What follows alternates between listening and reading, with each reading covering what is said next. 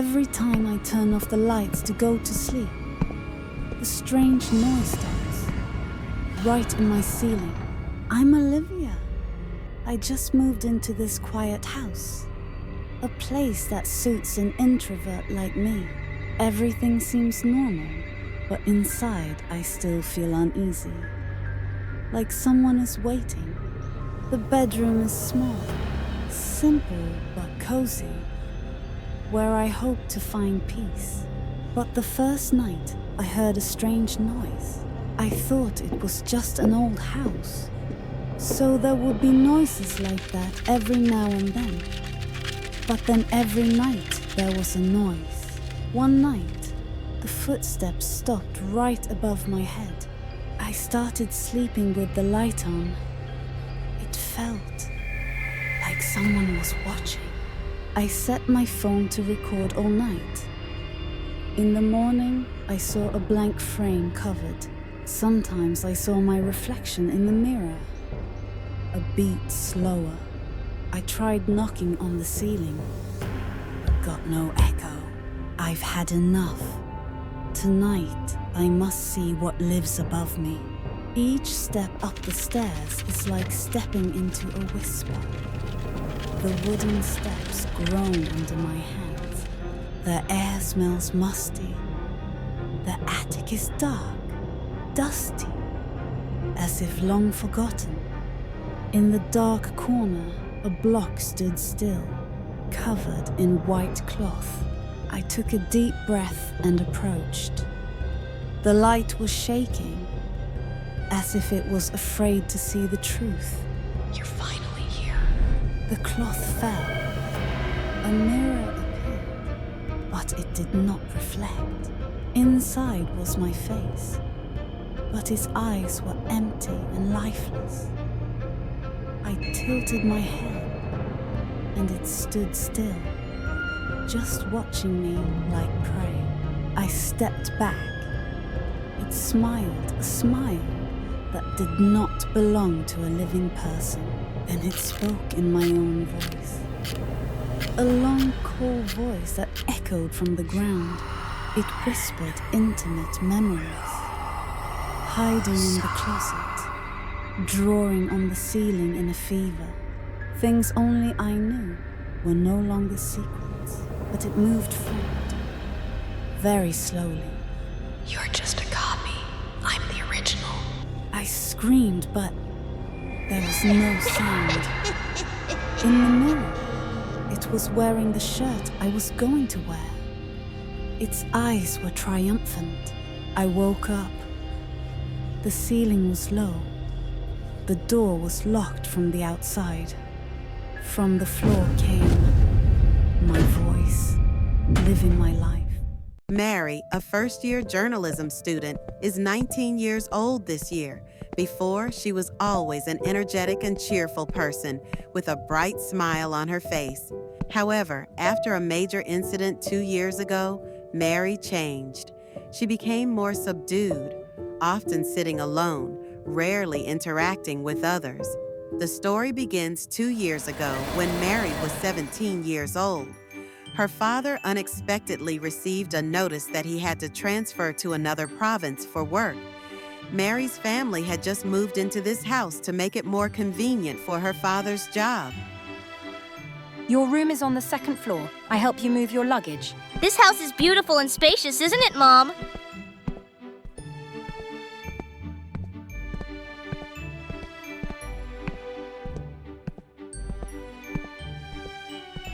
Oh, this room is beautiful! This room isn't cleaned up yet, and this mirror, Mum, please call a worker to take it down later.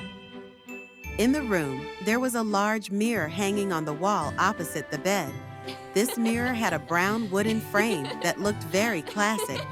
But strangely, it also looked brand new, not a scratch on it.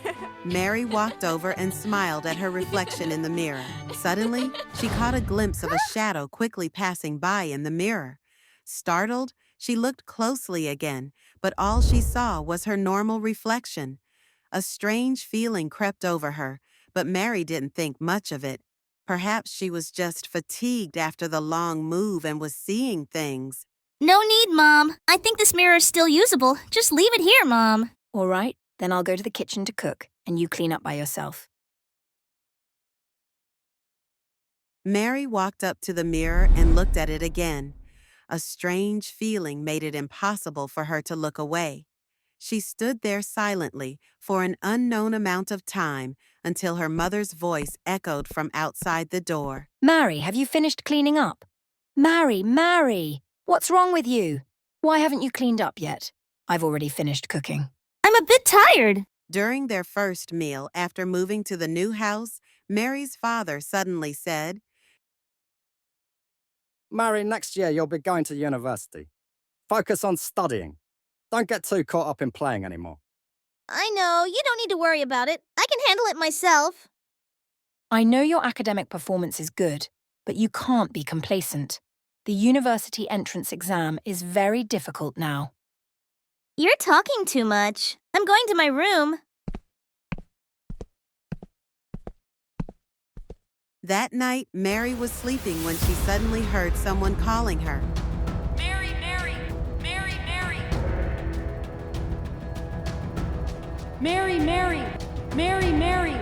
Mary looked at herself in the mirror with a tired face. She felt that the person in the mirror looked a bit different. She saw another girl resembling herself in the mirror, calling her name. Mary! Who are you? Why are you in my room? I am you. You are me. No! No way! You get out of my house! Mary jumped up on the bed, gasping for breath. She looked around and realized she was still in her familiar room, with warm rays of sunlight filtering through the old window frame. What is happening? Was it just a dream? She looked at the mirror on the wall. It still lay there quietly. Nothing unusual. It was just a nightmare. Mary stood in front of the mirror, staring at her reflection. Suddenly, the image in the mirror changed, and she saw the girl from last night. Her face was pale, but her bloodshot eyes stared intently at her. Wait! We meet again. Mary, you can't run away. We are one. No! You're lying! Can't you see? The two of us are one. No! I can't be you! No way!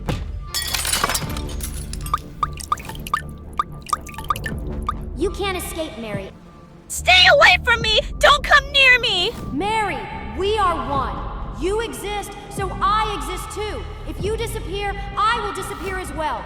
Stab your hand, Mary. If you die, you won't see me anymore. Come on, Mary, just do it.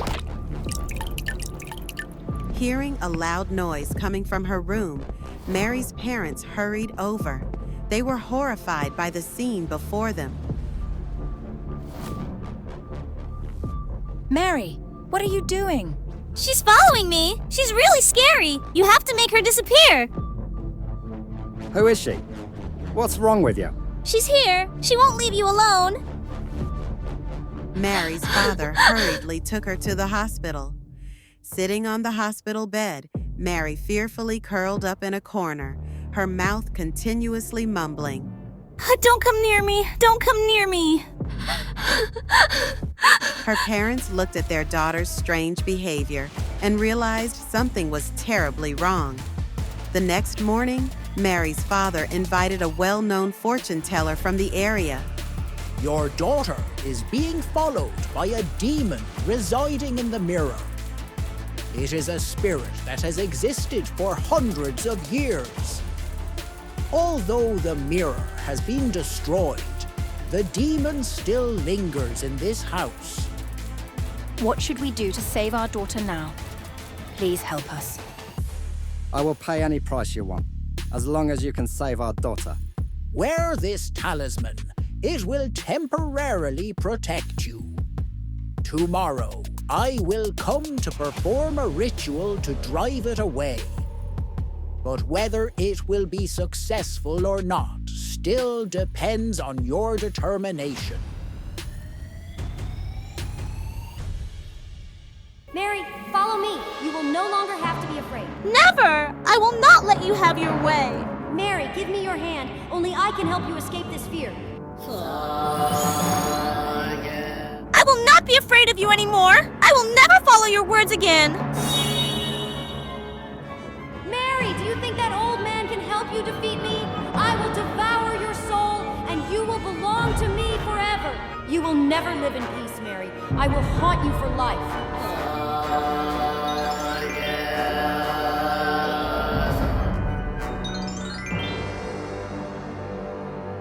The demon has vanished. It's all over now, Mary. From that moment on, Mary never dared to look in the mirror again. Although the demon had disappeared, the fear would probably follow her for the rest of her life. After this story, I hope you will be careful with old mirrors because they might be holding a demon's soul. Did you often go to the library at night? I once had a terrifying experience staying there after dark. I was a sophomore majoring in education, a book enthusiast to the point of forgetting to eat and sleep. The university library was my paradise, a place where I could immerse myself in every word. But it closed too early, and the most precious books were not allowed to be taken home. One day, while wandering between the bookshelves, I discovered a hidden corner where the security cameras couldn't reach. A bold idea struck me. I pulled a book from the shelf, quietly slipped into the hidden spot, and held my breath as I waited. The sound of the library doors locking echoed, followed by the librarian's departing footsteps. I sighed in relief, thrilled as I opened the book and lost myself in my own world. Just as I was engrossed in reading, a faint sound like someone flipping through pages broke the silence. Is there still someone here at this hour? Cautiously, I got up and followed the sound, but the moment I got close, it abruptly stopped. Right then, a long, chilling whistle echoed from behind me. Under the dim moonlight filtering through the glass windows, I saw a pair of blood-red eyes staring at me. The eyes moved closer, revealing the figure of a young man with pale, ghostly skin. A shiver ran down my spine. Panicked, I screamed and turned to run. When I reached the library doors, I suddenly remembered they were locked. There was no way out. I collapsed to the floor, tears streaming down my face as I desperately cried for help. The young man appeared before me, his hollow eye sockets writhing with swarming insects. Those insects began falling onto my head, my arms. I shrieked in terror, frantically scratching at my skin to get rid of the writhing creatures. Just then, the flashlight flickered, and he vanished, leaving only the sound of rushing footsteps. My body trembled uncontrollably, my heart pounding as if it would burst from my chest. A security guard rushed in, hastily unlocking the doors and pulling me outside. Why are you here at this hour? There was a ghost inside. My entire body felt drained, the eerie sensation still clinging to me. The next day, as I sat in the cafeteria, my hands still trembled while holding my glass of water. Suddenly, Jane, a close sister figure to me, sat down across from me, her eyes filled with concern. What's wrong? You don't look well. Last night, I saw a ghost in the library. It was terrifying. Why were you in the library at night? It closes in the evening. Slowly, I recounted the entire story from the night before. She sighed deeply before revealing a chilling truth. 2 years ago, a young man had been pushed out of the library window by a group of classmates and died. But to protect the university's reputation, the school declared that he had taken his own life due to depression. The bullies escaped punishment thanks to their family's influence. After that incident, the school decided to stop allowing the library to stay open late. I haven't dared to return to the library since that night. But every time I pass by, I always feel like someone is standing inside, watching me. I used to love living alone because of the freedom and comfort it provided. But after the incident a month ago, that thought has turned into a deep fear in my heart. Hello, I'm Hannah, a 25-year-old office worker. The story I'm about to tell is a terrifying memory that still haunts me. I used to walk to work because I lived nearby, but later, every time I returned home, I felt like someone was following me. One time, I caught a glimpse of a shadow behind me, but when I turned around, there was only a dark, empty alley. One day, while I was working in the living room, my phone rang, displaying an unknown number. Hello, who is it? Hannah, you look beautiful in that nightgown tonight. Who are you? What do you want? You'll find out soon enough.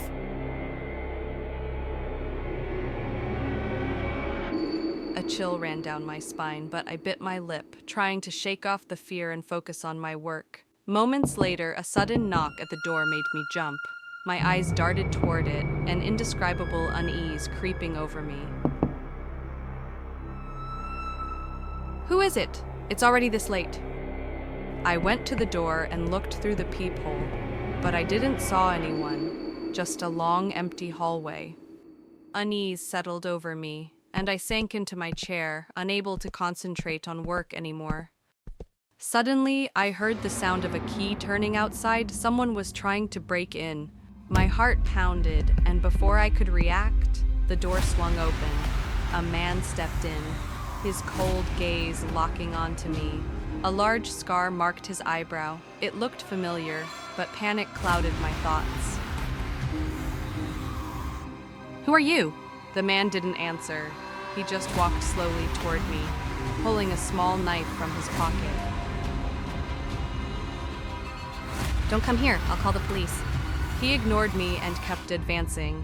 Out of fear, I grabbed a vase from the table and hurled it at him. The man slightly tilted his head and raised his hand to shield his face. Seizing the opportunity, I quickly grabbed the phone from the table and dashed straight into the bedroom. My hands trembled as I tried to dial the police. Outside, his heavy footsteps stopped in front of my door.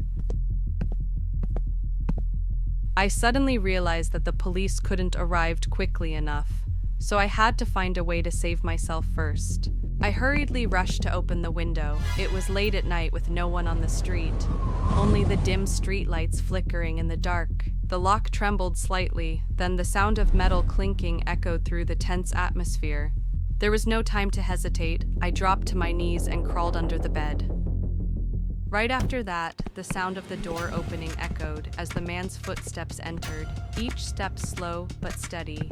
I held my breath, lying still and waiting, hoping he wouldn't notice. As the man moved toward the window, I seized the opportunity and bolted for the door. I dashed toward the main door, but before I could reach it, he grabbed my hand and yanked me back. My whole body was thrown hard onto the floor. A sharp pain shot through me. I groaned softly, trying to prop myself up with my hands, trembling as I crawled backward. Don't waste your energy. You won't escape. I suddenly recognized the familiar voice. He was the pervert who had just been fired from my company. I never expected he would target me this time. Luke the pervert, stay away from me.